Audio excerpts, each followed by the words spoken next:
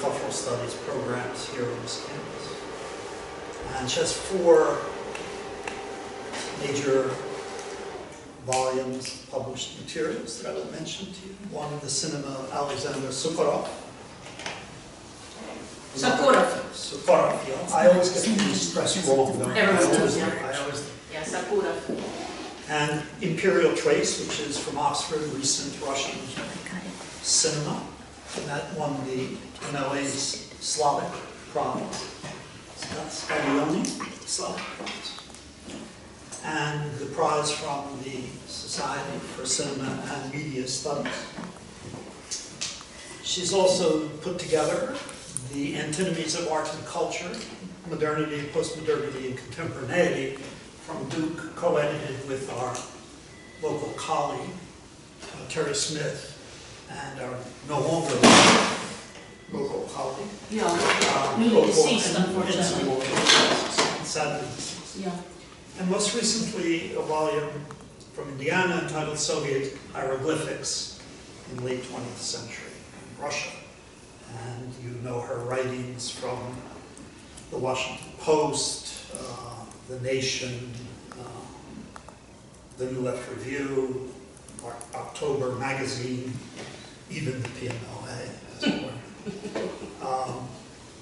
And she has won several fellowships, including the Gaidar Fellowship in Moscow, the British Academy Visiting Fellowship at Oxford, MacArthur Foundation Fellowship for International Peace and Security. This could go on for some time, I warn you. The Kennan, that is George Kennan, Research Fellowship at the Kennan Institute for Advanced Russian Studies.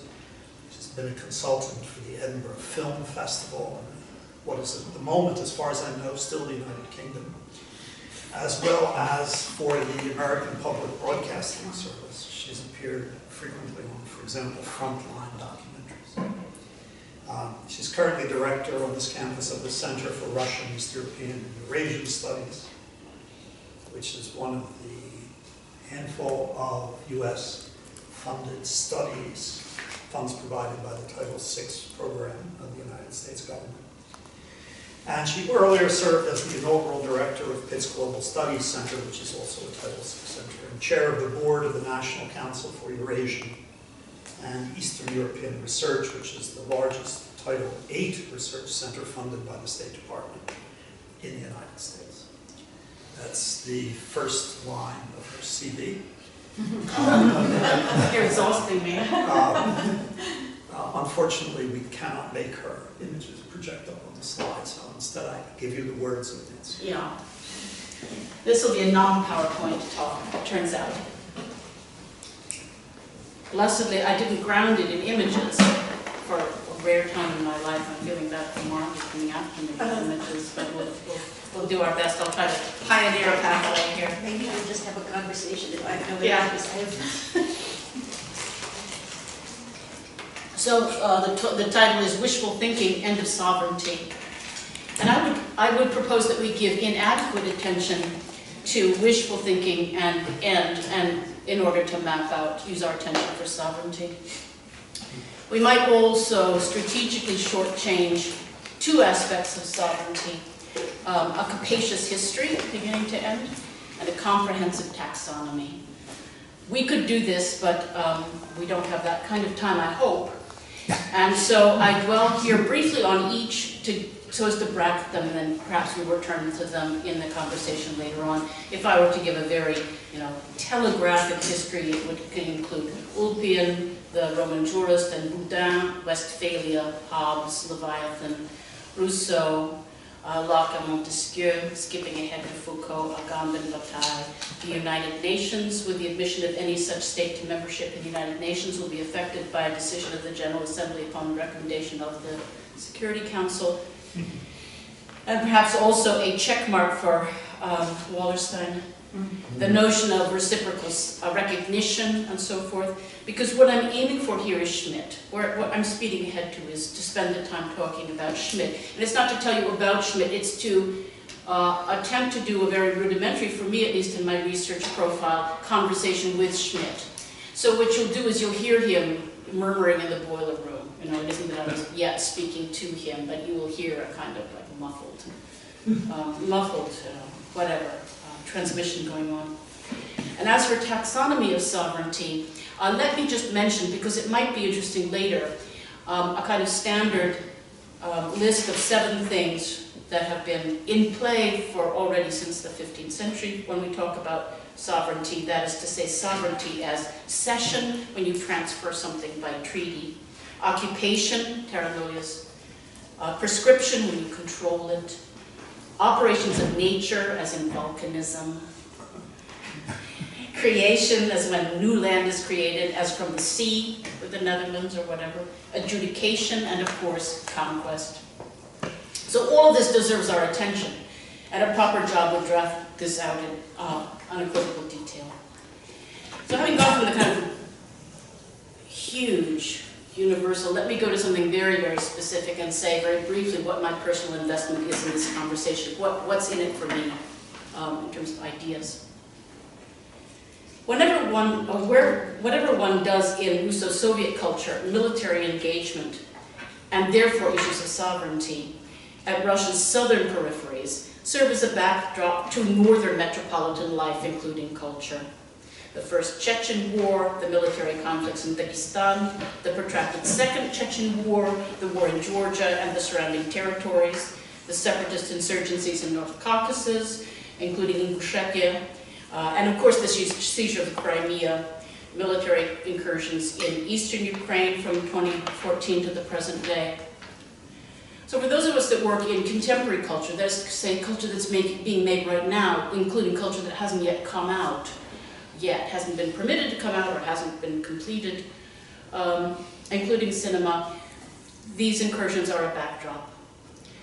Mars and Minerva, the sword and the pen, violence and wisdom, southern military action, and its largely northern artistic representation are intertwined in a shifting choreography of slaughter and culture. Sometimes that slaughter and culture overlap, as one of the investigative reporters, such as Yuri Shikashkin, was poisoned with poison that was before Litvinenko's, or filmmakers such as Oleg Sentsov, who sits in prison, are caught up in the slaughter. A perpetual administrative renegotiation of permissible representations, culture's boundaries as to what may visually and narratively be authorized, has been very much at the heart of how Russia's newly configured socialities are staged for its own citizenry. Contemporary Russian cinema has found itself again and again at the very center of this effort for those who live in the aftermath of calamity. So this talk has 6 parts, of which that was 1. I'm going to call what they are as I go along, just so I can find them again, because this is a very newly written piece, newly as in this morning. I was really like scribbling away at it. So this is part 2 I'm about to start. I'm going to call this part 2, just for reference, contradictions. It's a recurring truism about empire, that its borders are unstable, permeable, and fluid. Its territorial limits are marked by a tolerance for both and, rather than the either-or, the idealized nation-state. We might choose Russia as both and. We might choose, for example, Norway as either or, for the sake of argument. The empire's expansionist assertions of sovereignty are, paradoxically, executed in a fashion that perpetually militates against sustainable sovereignty, if we understand sovereignty here to mean the ability to defend authority over territory. I will refer to this pattern as a recurrent spatial contradiction within empire, that it reaches out, reaches out, reaches out, and because it reaches out, it can't keep what it's reached out for. A second contradiction, relevant to the argument that follows here, might correspondingly be framed as a temporal contradiction, and it concerns the trajectory collapses, for that matter, any of the prior collapses of the region. Now, we're accustomed to believe that the life of empire follows a linear path, for which the emblematic Western example is the British Empire, a country on which the sun never set, as the pseudonymous Christopher Norris in Noctis Ambrosiani said of George IV's dominion. Of course, never set turned out to be hyperbole, It did not set for 350 years until it set altogether either in 1931, the Statute of Westminster, or in post-1945, the partition of India, or the 48 abandonment of Palestine, or in 97, the transfer of Hong Kong. We'd have to have our Commonwealth colleagues here to sort that out. But gladly, they're not here, so we'll carry on. The myth of the empire's linear trajectory is neither true nor false. It's merely compelling. It's culturally familiar to our lived experience. But the empire life of Russia is different. It embodies a different myth. The Russian sun did not set forever in 1917, or in 1991, or more controversially back in 1610 at the end of the Rurikh dynasty, beginning of the Romanov. Its empire life has turned out to be relentlessly cyclical, a recurrent story of expansion and collapse. And while Russia's artifacts may sometimes craft the Russian collapse as a linear apocalypse, as in Pskov monk Philippe's 1510 prognosis to Vasily III, quote, "Two Romes have fallen, a third stands, a fourth shall never be." This millennialist streak in Russians' cultural mentality is infused all the same with a latent certainty that the empire will return, since there is no other choice. Is this cyclical return a common feature of contiguous empire? Britain's oceans, if that's what they were once envisioned as being, turned out to be more fleeting claims to dominion than the stubborn expanse of Russia's contiguous lands. A colleague of mine at the Center for Naval Analysis puts it this way: look out the window. The land is still there. What are we going to do now?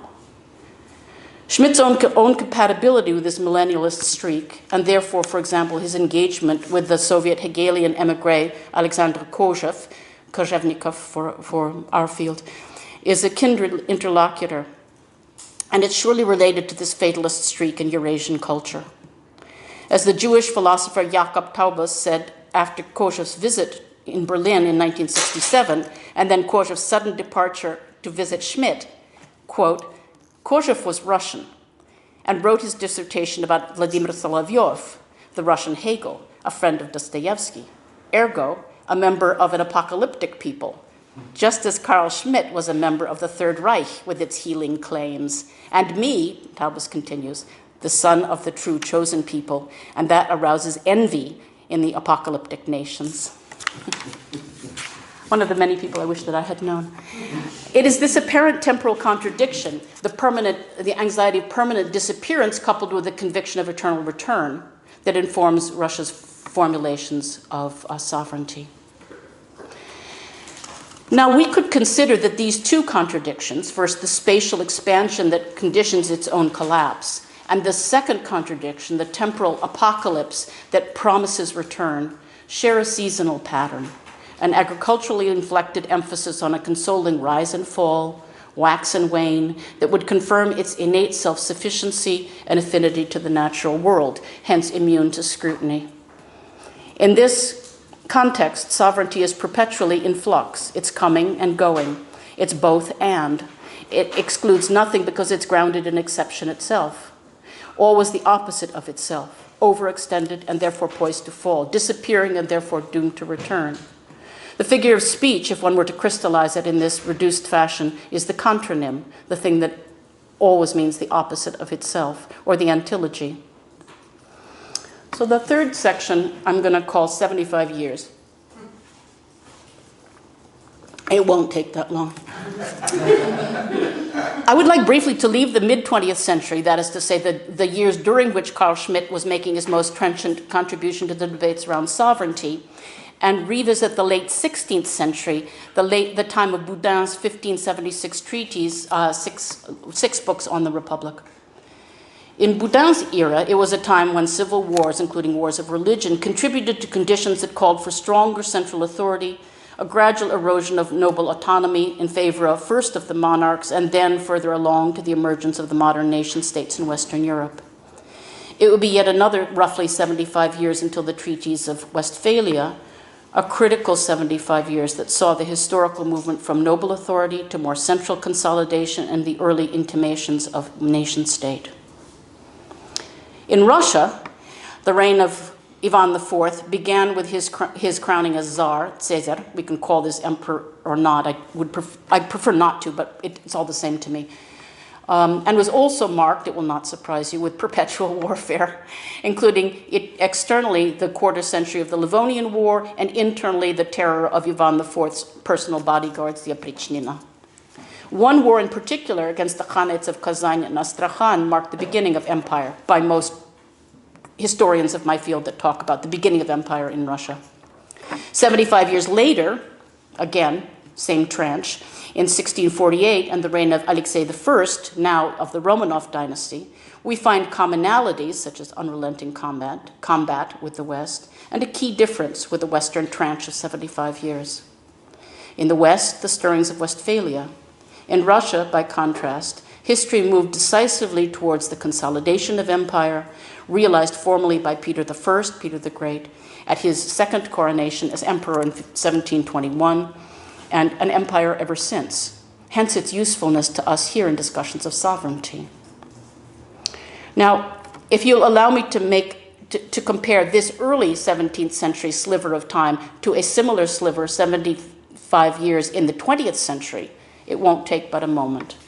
It takes 75 years from Schmidt's early 1921 dictatorship, from the origin of modern concept of sovereignty to proletarian class struggle, past his death in 1985 to the mid-1990s after the fall of the Soviet Union, a time when the Polity's 15 republics had already laid claim to their own respective sovereignties. And by 1990s, when the great empires of the early 20th century had long given way to nation states, Russia had not. In 1991, it had not. Where am I? Yeah, it had not given way to nation states, not in 1917 and not in 1991 and not today. It lost land bigger than India, but it still remained the largest country in the world. So here's the question that interests me at this point in my thoughts. Does it matter in discussions of sovereignty whether in the boiler room of that discussion we are speaking of sovereignty of the nation state or sovereignty of the empire?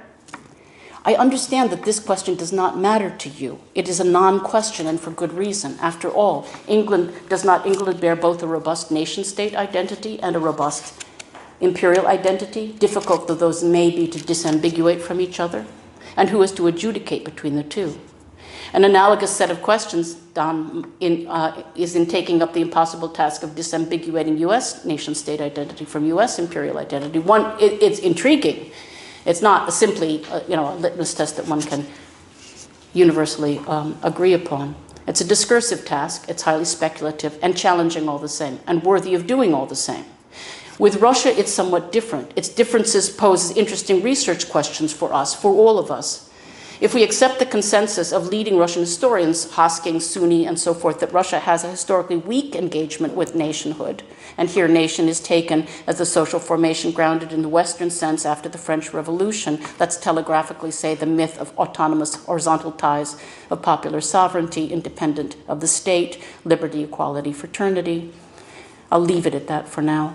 Then Russia's imperial model of sovereignty may indeed highlight aspects of Schmidt's work that inadvertently comment on the differences between England's imperial sovereignty and her sovereignty as a nation state, if we may speak of such a distinction. And that's, in a sense, a question to you all. So part 4 of 6. I'm going to call this part Rampant Impatience, Wagner. So, as I was talking with Ronald earlier, I found myself several days ago asked to participate in the closing plenary session of Soyuz, the network of young scholars engaged in post-socialist and post-colonial studies. These are mostly anthropologists, but not only that. And they work in post-socialist regions of Central Asia, Africa, Latin America, as well as the post-Soviet space. We as plenarists were asked to address the question based on Catherine Verdery's work, how to move beyond the Soviet slot. The prompting questions were familiar ones. 2, I'll pick 2. To what degree might post-coloniality serve as a connecting analytic frame for analyzing phenomena transnationally? And 2, what are the ways that analytic categories produced by post-socialism and post-colonialism work in synergies or at cross purposes? Great questions, worthy of discussion and debate. My impatience at having to address these questions again could simply be a character flaw. I prefer to see it as a virtue. In fact, I prefer to blame my contrarian Boundary 2 colleagues as responsible for ginning up my impatience. Specifically, the impatience at being asked the same questions over and over again, now for 3 decades. Deep into late middle age of post-colonial studies, we may surely ask other questions, all the more so when, if one is a Russian scholar, we are clearly witnessing the resurgence of empire, not post-colonialism, at a time, if you will forgive me, after post-colonialism is spent and the tide begins to turn again to recapture the old colonial dominions. Crimea, Eastern Ukraine, Moldova, Belarus, Venezuela, if you want to be polemical. After all, with Trump antagonizing not only Venezuela, but also Mexico, El Salvador, Honduras, and Guatemala, one might see the current conjuncture as a hemispheric opportunity too valuable for Russia to resist, even with its entrenched Wilsonian bias of neighborhood first. The arc of history is not from Soviet to post-colonial, it is from Soviet to a new cycle of empire. At the heart of this new imperial cycle is the Wagner Group. Grupa Wagnera, a paramilitary organization similar to Blackwater, which of course is now Academy in the Constellas holdings according to Bellingcat, was first evident in 2014 as a private army which both is and is not a shadow unit of the Ministry of Defense, an imperial strategy of both and, present in conflicts in Syria, Central African Republic, South Sudan, Libya, Madagascar, Yemen, Venezuela, and of course in Crimea as well. Wagner is part of a larger strategy of hybrid war, which we attribute to Valery Gerasimov, but in fact is our very own.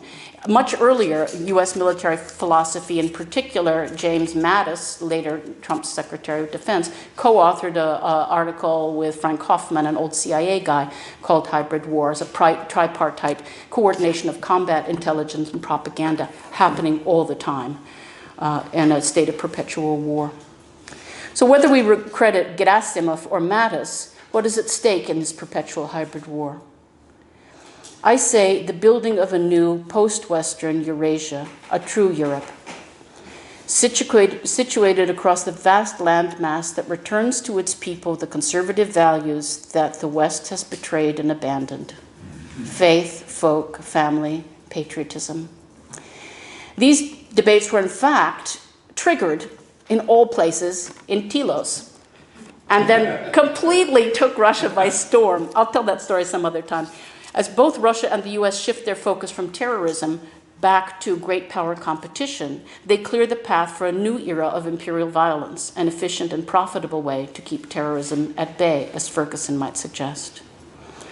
What kind of modernity is promised by this post-Western Eurasia, as one that comes into its own only with the sustained advent of global neoliberalism? At the heart of the project is one deeply embedded in Carl Schmitt's work, the engagement of a potential transition to a new authoritarian state. Part 5 of 6, and I may truncate this because some of this is already known to you. In fact, it's very much a product of the time that we spent together with Philip Morelsky, who had a big impact on my thinking. I have no illusions about the unblemished usefulness of the term neoliberalism. Without a carefully articulated historical trajectory to account for its apparent contradictions, the term seems to comprise radically incompatible phenomenon. In the early 1980s, the term originally heralded, if nothing else, withdrawal by the state so as to create a space for entrepreneurial private initiatives, coming from the Mont Pelerin tradition. And yet, 35 years later, by contrast, what one might now usefully call second stage neoliberalism, particularly further east, is marked by what would appear to be the opposite: authoritarian statism. Both the earliest and the later clusters are consonant with a recognizable global trend of accelerated financialization, so-called creative destruction, the schöpferische Zerstörung, or Schumpeter's Gale, as the Harvard economists' formation has come to be called, and so on. You know these features. If first-wave neoliberalism could be loosely characterized as a historical period of maximization of entrepreneurial freedoms, then second-wave neoliberalism, I believe, is heavily relied on precisely on the coercive power of the state, mandatory redistributive practices, state protections of investment interests from the threat of so-called recreational revolutions, which is how they refer to Maidan and so forth, recreation, like they have nothing better to do, recreational revolutions. Such as destabilized existing Ukrainian order within Russian hegemony. That crossbreeding of retro-nationalism with neo-pietism in the service of the regime, as Perry Anderson has called it, emerges out of a system that has followed a profoundly different path than the one leading out of our own Keynesian universe. Far from lagging behind in the process, Russia was inadvertently poised to take advantage of neoliberal acceleration. Entering an era of dematerialization and being encumbered by a long history of stable property rights, Russia brought a mature system of appropriation and seizure, now configured as revenue extraction and dispossession, to the ethics of neoliberal expansion. Russia's transition was in many ways a more efficient one than either of the US or Europe, whose civil society advocates and other activists slowed the pace, consolidating European elites. By comparison, some scholars would argue Russian economic elites were more available for state consolidation because they never constituted an autonomous or independent cohort, but were already, in many instances, a state creation from the get-go. As one scholar comments with only some degree of exaggeration, quote, Russia's post-communist economic elite does not own its wealth. Its members are concessionaires. In other words, it's contingent. Schmidt's concept of political here talks about the identity of state and society, the disappearance of neutral territories such as religion, culture, education, and society, and claims the state is no longer qualitatively distinctive from society. Here we have a ready-made in the East available for that. Finance capital in its greatest maturity is non-property, and it nevertheless requires a steady interim supply, a kind of pig iron, of centrally located unprofitable sites for seizure. To this end, liquidation and demolition, more profitable than reconstruction, are necessary to sustain the larger stakes of global recapitalization. Repurposing is a euphemism for the wrecking ball and the transformation of our seminar rooms into digital transactions. Culture in the second stage, neoliberalism, encounters neoconservative authoritarianism, arguably is characteristic of Russia as of India or Turkey, fields in which I claim absolutely no competence whatsoever. I've nevertheless been reading Arif Dirlik and find much to pursue in that conversation. Unlike dominant trends, however, in Turkey and China, where the dominant trend is arguably the privatization of public resources, in Eurasia it is a much more arcane affair, if not the opposite trend, not towards privatization, but towards concessionary capitalism, strategically blurring the lines between state and private property. I'll skip what that means for now. We could talk about it later if you want. One effective instrument in Russia's soft power project is the initiative Russian World, capital R, capital W, founded in 2007 as a so-called Quango. Quango is quasi-NGO, in collaboration with the church to promote Russian cultural identity as a global project. Leveraging connectivities beyond Russia's territorial limits, the near abroad, the diasporic, the mobile transcontinental communities, Russian World appeals to those connectivities in a kind of Herder tradition still beloved by conservative intelligentsia, and a sharp contrast to the Francophile tradition, to nurture attachments precisely at a time of imperial expansion. The aspirations of Russian World are analogous in many respects to claims of other great traditions, global Islamic civilization, the Chinese dream, Ottoman glory, in Arif Dirlik's cogent phrase, a mobilizing idea, more prologue to an imperial project than the revival of a recognizable historical entity. Here, prologue shapes the timeless cultural values that ushers Russia into a neoliberal global capital with authoritarian social policies that appear to legitimate cultural difference, even while claiming an original universality, as Dostoevsky did, local particularities with claims to a transcendent mission and traditional values, as if they were inert, unchanging, and empirically stable. Part 6 of 6. It has no name at all. I ran out of names.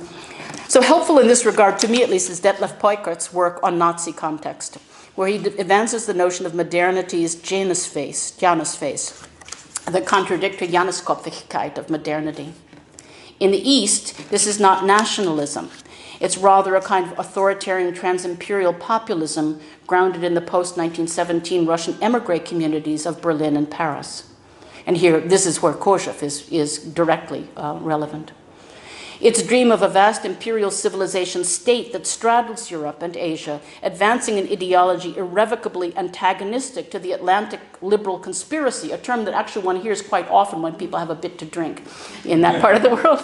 I say it myself, the liberal Atlantic conspiracy, even though its appeal to conservatives is throughout the globe. It's the advancement of a trans-civilizational Eurasia that the Wagner Group, with its obvious references to the Third Reich, is dedicated to strengthening. So, whatever you have at the end, coda. All this brings us back to the wishful thinking and end to sovereignty. Is it wishful for a time when borders gain greater integrity? Or is it wishful for a time when borders might be crossed with impunity? This formulation of the question is a symptom of nation-state thinking, the either-or, rather than the both-and. Schmitt might call this subjective occasionalism, that is what we need from his political romanticism. As Schmitt famously responds, all law is situational law. It is the empire that tends to insist upon the state of perpetual heteronomy, since by its nature, this is me talking now, since by its nature it is perpetually one step away from civil war at any moment. The laws that obtain in Chechnya are not the laws that obtain in St. Petersburg. The borders are never precisely fixed because their exact location depends on the condition of acquisition, cession, transfer by treaty, occupation, prescription, nature, natural creation, adjudication, or conquest. As Schmitt has suggested in political theology, the existence of the state is undoubted proof of its superiority over the validity of the legal norm. The state remains where the law recedes. Hence, every demolition site is simultaneously a construction site. The emperor's ragged borders and its ragged laws are simultaneously decrepit and brand new, cuffs that are frayed and cuffs that are not yet hemmed. In the cyclical logic of the contiguous empire, they are both aftermath and advent of the exception. Now, there's a quote by Gayatri Spivak that I want to change. She talks about post-colonial. I want to say empire instead. I'll read it the way she wants it to be, but I want you to hear something different in the quotation. She says, part of this uncertain future is the growing virtualization of frontiers. What we are witnessing in post-colonial and globalizing world is a return of the demographic rather than territorial frontiers that predate and are larger than capitalism. These demographic frontiers, responding to large-scale migration, are now appropriating the contemporary version of virtual reality and creating the kind of parastate collectivities that belonged to the shifting multicultural empires that preceded monopoly capitalism. I would say that empires followed both monopoly capitalism and post-colonialism in the 20th century, at least for the region that I study. Now, there's a quote by Nietzsche that I love that turned out that Nietzsche never said, and no one knows who said it. You probably know it, but Nietzsche never said it. When we are tired, we are attacked by ideas we had conquered long ago. Many of Russia's governing limits, historical, territorial, demographic, juridical, ideological, have been abandoned, reinstated, exceeded, and recontained during the 3 decades of post-communism under consideration here. The 1990 ban, for example, on one-party monopoly, the Communist Party, was a hard fact in 1990. Today, it's less of a hard fact. In fact, it's not a fact at all. Indeed, it's increasingly evident that a strong one-party system may be an integral and enduring element of Russian political life. The one-party system is the ultimate articulation of sovereignty. To be sovereign is to be head of the only party in a polity that, despite its periodic collapses, has a 300-year history of exquisite imperial exception of which Carl Schmitt would be proud. Thank you.